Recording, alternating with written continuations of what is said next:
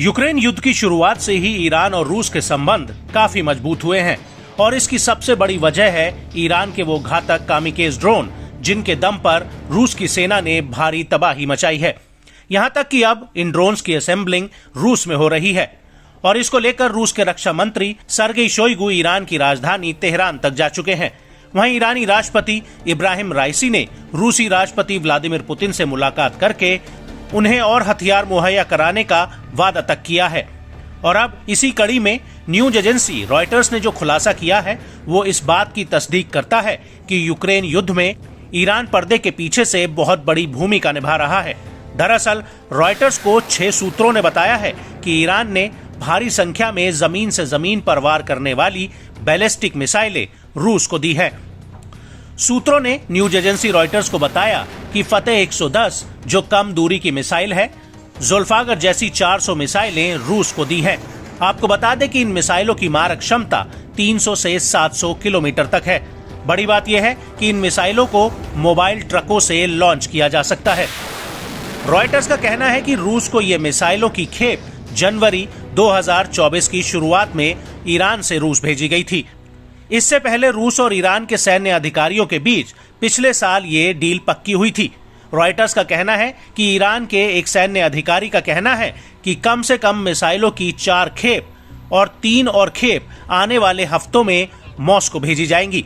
एक अन्य ईरानी अधिकारी ने कहा कि इनमें से कुछ मिसाइलें कैस्पियन सागर के जरिए रूस भेजी गई हैं, जबकि अन्य मिसाइलों की खेप हवाई जहाज के जरिए रूस पहुंचाई गई हैं।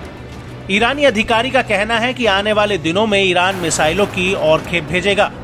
वहीं दूसरी तरफ चौथे सूत्र ने रॉयटर्स को बताया कि रूस को हाल ही के दिनों में बड़े पैमाने पर ईरान से मिसाइलें मिली हैं। वहीं अमेरिका के एक अधिकारी का कहना है कि उनके पास इस बात के सबूत हैं कि ईरान और रूस के बीच बातचीत आगे बढ़ रही है। हालांकि अमेरिका ने ये जरूर कह दिया है कि अगर ईरान रूस को मिसाइलें बेचता है तो इसका तुरंत उसको नतीजा भुगतना पड़ेगा।